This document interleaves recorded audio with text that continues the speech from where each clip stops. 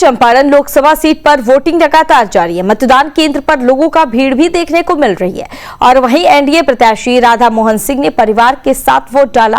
Vote करने के बाद उन्होंने कहा कि मोदी के सपनों के भारत को बनाने के लिए निश्चित रूप से मतदाता अपने मत का प्रयोग कर रहे हैं और अब की बार 400 पार होना तय है।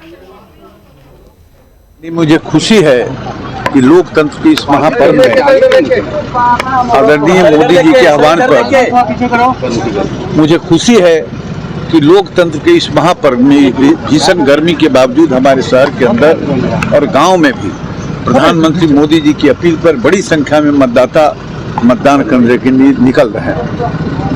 इसके लिए मैं मतदाताओं को बधाई दूंगा और पूरा विश्वास है कि मोदी के सपनों के भारत के निर्माण में हमारे मतदाता निश्चित रूप से उनको मजबूत बनाने के लिए इस समय अपना मतदान करेंगे।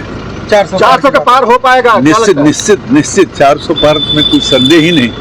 विपक्ष कह रहे हैं कि आप लोग डरे हुए इसलिए पीएम को इतनी बार आना पड़ रहा है, बिहार बार आना पड़ रहा है। विपक्ष अपना डर व्यक्त कर रहा है।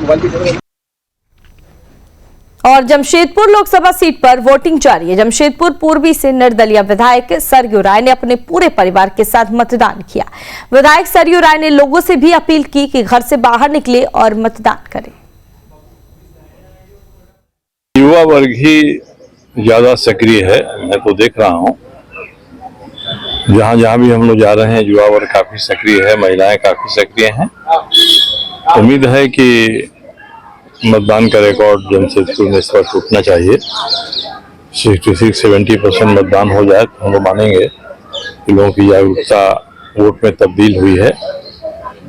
और अब जो मतपेटी तो नहीं जो जा रहा है ईवीएम में, ईवीएम के आधार पर जो भी नतीजा आएगा इस बूथ का भी और जगह का भी तो सामने 4 तारीख को आ जाएगा।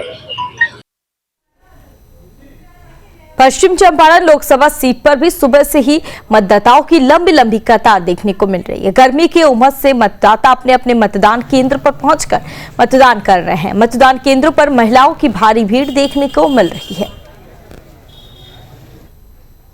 लोकसभा चुनाव के लिए मतदाता अपने मताधिकार का प्रयोग करना सुबह 7 बजे से शुरू कर दिए हैं।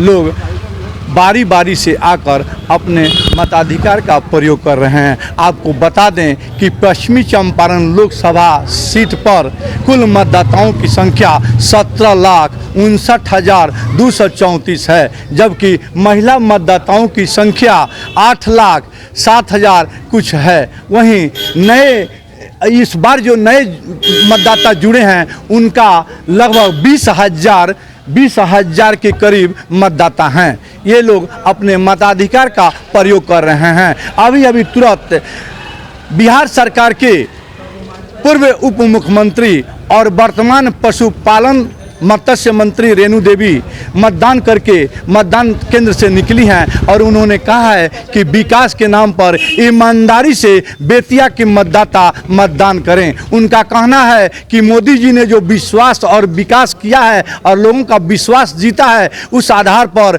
ईमानदारी से हिंदू हो, मुसलमान हो, क्रिश्चियन हो या ईसाई हो, अपनी ईमानदारी से विकास के नाम पर, देश के नाम पर, सुरक्षा के नाम पर भारतीय जनता पार्टी के कमल निशान पर मुहर लगाकर, बटन दबाकर, ईमानदारी से वोट देकर और भारतीय जनता पार्टी के भारी मतों से विजयी बनाएं। उनका कहना है कि अगर नरेंद्र मोदी जी ने काम किया है, ईमानदारी से निष्ठापूर्वक किया है, तो आप ईमानदारी से निष्ठापूर्वक अपना मतदान करें। बेतिया से न्यूज़ नेशन सत्येंद्र पांडे।